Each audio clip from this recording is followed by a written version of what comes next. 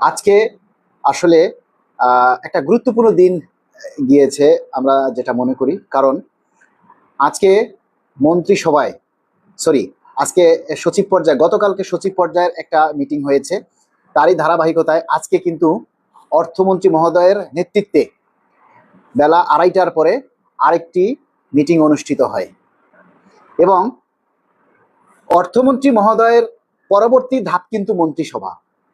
কারণ একজন মন্ত্রীকে, একজন সচিবকে নিয়ে যখন কমিটি করা হয়, তাহলে সেই সচিবের পরবর্তী ধাপ হচ্ছে মন্ত্রী। আর যখন একজন মন্ত্রীকে প্রধান করে কমিটি করা হয়, তাহলে তার পরবর্তী ধাপ হচ্ছে মন্ত্রিসভা। জিনিসটা কি বুঝাইতে পেরেছি? যখন সচিব কমিটি করা হয়, তখন সচিব কমিটির মিটিংয়ে আলোচনা পর্যালোচনা করার পরে তারা সেই রিপোর্টগুলি মন্ত্রীদের কাছে হস্তান্তর করে, অর্থাৎ অর্থ মন্ত্রণালয়। আর অর্থ মন্ত্রণালয়ের মাননীয় মন্ত্রী মহোদয়কে প্রদান করে যখন কমিটি করা হয়, তখন সেই মন্ত্রীর পরবর্তী কার্যক্রমটা হয় মন্ত্রিসভায়। সেই লক্ষ্যেই আজকে কিন্তু অর্থমন্ত্রী মহোদয়ের বৈঠক অনুষ্ঠিত হয়েছে এবং আগামী সপ্তাহেই ইনশাল্লাহ আমাদের পে স্কেলের ফাইল মন্ত্রিসভায় ওঠার সম্ভাবনা 99%। এখন আবার আপনারা আমাকে প্রশ্ন করবেন, এই আগামী সপ্তাহে যদি মন্ত্রিসভায় না ওঠে, তখনই আপনারা আমাকে বলবেন আপনি ভুয়া নিউজ দেন, আপনার আপডেট সঠিক না, হ্যাঁ, আপনার কথা ঠিক না, আপনারা এই কথাগুলি বলবেন। আরে ভাই, আমরা জেনেছি যে আগামী সপ্তাহে মন্ত্রিসভায় উঠবে। এখন যদি কোনো ক্রমে আগামী সপ্তাহে মন্ত্রিসভায় না ওঠে, সেটা কি আমাদের দোষ? একটু আগে মনে করেন অর্থমন্ত্রী মহোদয় বলল যে আজকে একটা মিটিং হবে। এখন যদি অন্য কোনো একটা ব্যস্ততার কারণে বা অন্য কোনো একটা প্রোগ্রামের কারণে যদি ওই মিটিংটা না হয়, ক্যান্সেল করে, তাহলে সেটা কি বলা আপনাদের অপরাধ? তখন আপনারা বলেন, মানে আপনারা বললেন যে এখন মিটিং হবে, ওই মিটিং তো হইলো না। মানে আপনাদেরকে কোনো কিছু বলাটাই এলো একটা, মানে কি বলবো, অপরাধ। একটা কথা সবসময় মনে রাখবেন, এই যে তথ্যগুলি যতটুকু জানা যায় বিশ্বস্ত সূত্রে, এগুলি সবই পরিবর্তনশীল। একজনে একটা কথা বলল, সে হয়তো সেই কথাটা শুনেছে বিধায় বলেছে। এখন সেইটাই যে একেবারে 100% হতে হবে এর কোনো মানে নেই, ওইটা পরিবর্তন হতে পারে।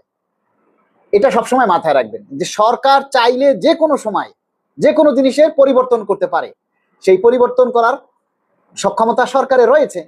তো এখন আমরা যে জিনিসটা শুনি, দেখা গেছে পরের দিন সে জিনিসটা নাও হতে পারে, তাই না? কিন্তু আপনারা অনেকেই বলেন স্ক্রিনশট মেরে রাখলাম। আমি আজকে একটা পোস্ট দিছি যে আগামী সপ্তাহে মন্ত্রিসভায় ওঠার সম্ভাবনা রয়েছে এবং মন্ত্রিসভায় অনুমোদনের পরেই হয়তো অর্থমন্ত্রী মহোদয় একটা ব্রিফিং করতে পারে।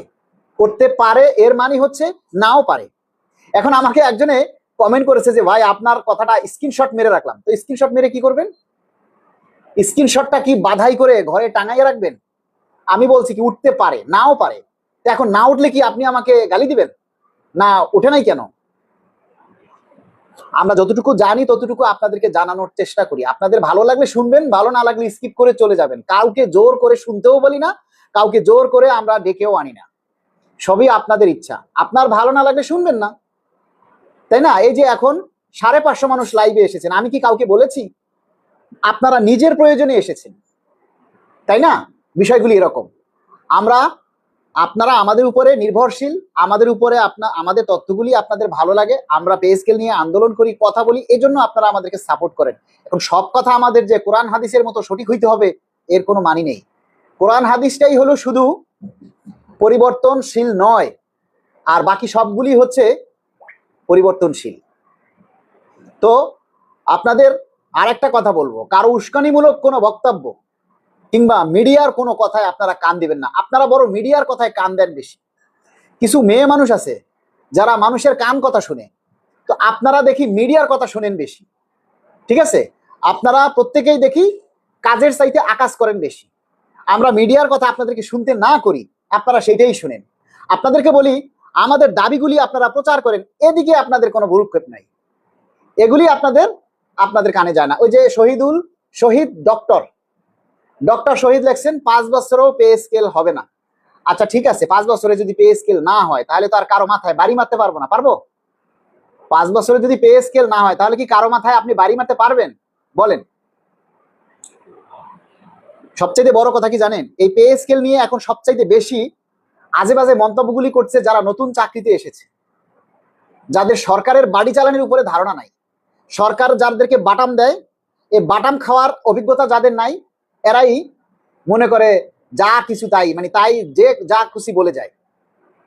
ঠিক আছে, এরা যারা আগে অতীতের পে স্কেলগুলি ভোগ করছে তারা জানে পে স্কেল কিভাবে হয়, পে স্কেল কিভাবে বাস্তবায়ন হয়। যারা পে স্কেলের সুবিধা পাননি, অর্থাৎ 2015 সালের পরে যাদের চাকরি, তারাই বেশি অস্থির এবং দেখলাম তারাই বেশি আজে বাজে মন্তব্য করে। এই যে একজন লিখলো যে 5 বছরেও পে স্কেল হবে না। আপনি কিভাবে বুঝলেন যে 5 বছরে পে স্কেল হবে না? হ্যাঁ, কিভাবে বললেন যে 5 বছরে পে স্কেল হবে না? বলেন।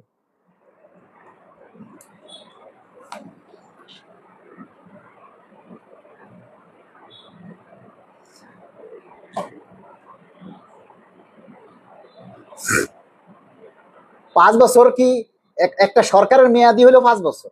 তো সরকার যেখানে 1 জুলাই 2026 থেকে পে স্কেল বাস্তবায়নের জন্য মহান সংসদে ঘোষণা দিয়েছে, যেটার বিল পাশ হয়ে গেছে, তারপরও বলে সরকার পে স্কেল দেবে না, সরকার মূলা ধরিয়ে দেবে, সরকার হাতে হেরিকান ধরিয়ে দেবে, সরকার পে স্কেল দিবে না। এই সমস্ত কথাগুলি আমার মনে হয় যে অটো পাস করা পোলাফানগুলি বেশি বলে। কারণ এরা কিভাবে যে সরকারি চাকরিতে এসেছে, সরকারি চাকরি করার জন্য ন্যূনতম একটা যোগ্যতা লাগে, যে যোগ্যতাগুলি অনেকেরই নাই, কিন্তু টাকার জোরে, মামুর জোরে, খালুর জোরে কিভাবে চাকরি হয়ে গেছে জানি না। একটা সরকারের মন্ত্রী মিনিস্টারদেরকে নিয়ে কিভাবে কথা বলতে হয়, এই ম্যানারগুলি আমাদের কর্মচারীরা অনেকেই জানে না। একটা মন্তব্যের কারণে আপনার চাকরি চলে যেতে পারে, এই ধারণাটা আপনাদের মধ্যে অনেকেরই নেই।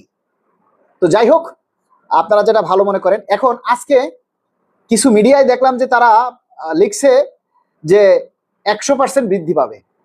ঠিক আছে, এই যে এখনই লিখছেন একজনে, ভাই লিখেছেন, একজনে লিখেছেন, হেমায়েতুদ্দিন লিখেছেন, ভাই শুনলাম বেতন বৃদ্ধির হার 140%-এর পরিবর্তে নাকি 100% বৃদ্ধি হবে। এই একটা গুরুত্বপূর্ণ কথা বলেছেন। দেখেন, এক এক মিডিয়ায় এক এক রকমের কথা বলছে। কেউ বলেছে 140%, আর কেউ বলেছে 100%। হ্যাঁ, এখন 100% বলতে যেটা বুঝায়, 100% বলতে যেটা বুঝায় সেটা হলো ডাবল, তাই না? আপনার বেতনের যার যার যে বেতন আছে সেটা ডাবল হওয়া। তো এখন মনে করেন যার বেতন 78,000 টাকা, একবার 1 নম্বর গ্রেড, তাহলে সেটার যদি ডাবল হয় তাহলে কত হয়? সুতরাং এই বিষয়টা আমি আপনাদেরকে বলবো যে এই বিষয়টাতে আপনারা আমাদের কথায়ও কান দিয়েন না। আমরাও এই ব্যাপারটা বলি না যে সর্বনিম্ন 20,000-ই হবে বা সর্বনিম্ন 25,000-ই হবে, এই ব্যাপারটা আমরা শিওর বলতে পারতেছি না, কারণ এটা গেজেটের উপরে নির্ভর করবে।